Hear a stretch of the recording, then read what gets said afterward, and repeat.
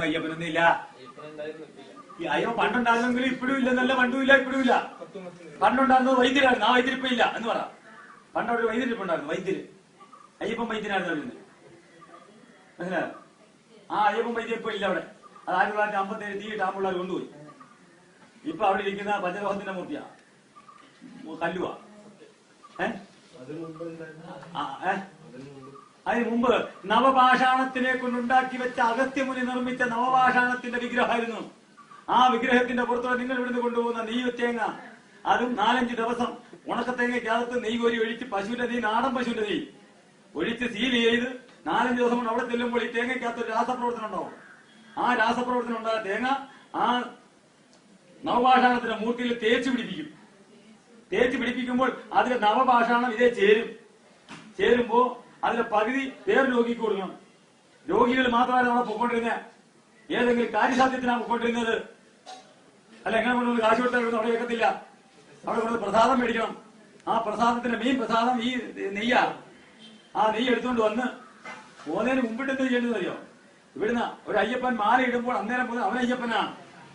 പിന്നെ അവനെ മോഹനാന്നല്ല വിളിക്കുന്നേ, അയ്യപ്പനാ വിളിക്കുന്നേ.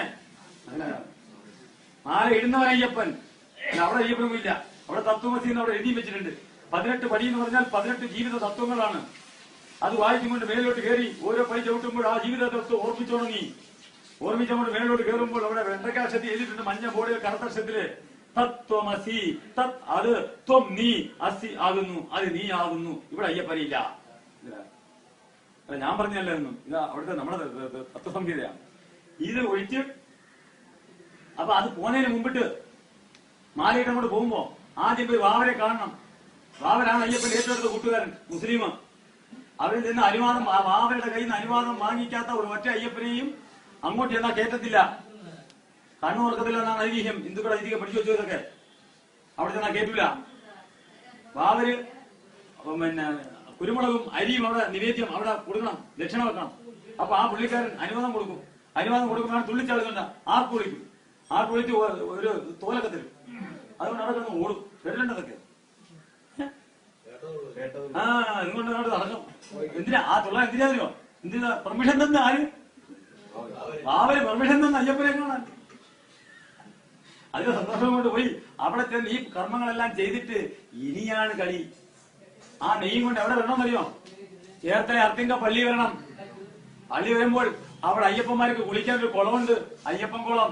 പോയി കണ്ടിട്ട് വാ. ഇപ്പം പോകുമ്പോ ആ കുളത്തിൽ പോയി കുളിച്ച് അവിടെ ഇരിക്കുന്ന പുണ്യാളച്ചൻ, അവിടെ ഇരിക്കുന്ന സെബസ്റ്റ്യാനോസ്, അവിടെ ഇരിക്കുന്ന വെളുത്തച്ഛൻ. ആ വെളുത്തച്ഛനാണ് അയ്യപ്പനെ കളരി പഠിപ്പിക്കുന്നത്. അവർക്കാണ് മുഹമ്മേലെ ഇന്നും ആ കളരി പഠിപ്പിച്ച വീട്ടുകാർക്കാണ് ശബരിമലയിലെ വെടിവഴിപാട്. പോയി തിരക്ക്. അവിടെ പോയി ആ പുള്ളി അവിടെ കൊണ്ടുവന്ന് കുളിച്ച് മാല ഊരി അവിടെ ഇരിക്കുന്ന വികാരിയച്ഛന്റെ കൈ കൊടുക്കണം. അപ്പോൾ ആ വികാരിയച്ഛൻ അതിനെ സെബസ്റ്റ്യാനോസിന്റെ ഫ്രണ്ടില് ചെമ്പ് കമ്പി കൊണ്ട് കെട്ടിയിട്ടുണ്ട്. ആ കമ്പിയുടെ പുറത്ത് കടനായിട്ട് തൂക്കിയിടും. തൂക്കിയിട്ടിട്ട് ആ പുള്ളിക്കാരൻ അനുഗ്രഹിക്കും, മോനെ നന്നായി പാടാം. അപ്പോഴാണ് ശബരിമല പോക്ക് പൂർത്തിയാവുന്നത്. ഇത് എത്ര ക്രിസ്ത്യാനിക്കറിയാം?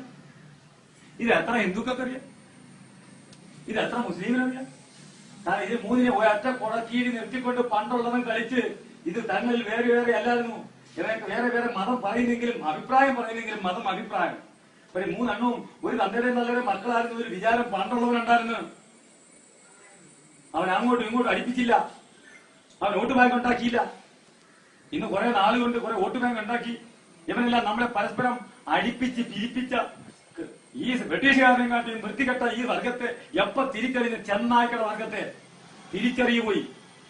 ഈ അങ്ങോട്ട് നിങ്ങൾ അടിപ്പിക്കാതെ ഈ ചെന്നായുടെ വർഗത്തിനെ തിരിച്ചറിയാമെങ്കിൽ നിങ്ങൾ എല്ലാ സുഖമാറൂടെ. പരസ്പരം സ്നേഹമില്ല, ബഹുമാനമില്ല, അങ്ങോട്ടും ഇങ്ങോട്ടും അടികൂടാനും മൊബൈലിനകത്ത് മെമ്മറി കാർഡ് ഇട്ടു വെച്ചിരിക്കുകയാണ്. ക്രിസ്ത്യാനി എന്ന് പറഞ്ഞാൽ അവൻ ഇങ്ങനാണ്, ആറിയാണ്, അല്ലെങ്കിൽ അവൻ മതം മാറ്റാൻ നടക്കുന്നതാണ്. മുസ്ലിം എന്ന് പറഞ്ഞാൽ തീവ്രവാദിയാണ്, മറ്റവനാണ്, മറ്റവനാണ്. ഹിന്ദു എന്ന് പറഞ്ഞാൽ രണ്ടേ കൊണ്ട് നടക്കുന്നവനാണ്, മറ്റവനാണ്, അവനെ തട്ടണം. ഇങ്ങനെ പഠിപ്പിച്ച ചെറുപ്പക്കാരെല്ലാം തലക്കകത്ത് വിഷം കുത്തിവെച്ച ഏറ്റവും വലിയ ക്യാൻസർ അത് തട്ടിക്കളയാമെങ്കിൽ ഈ നാട് നന്നാവൂലേ?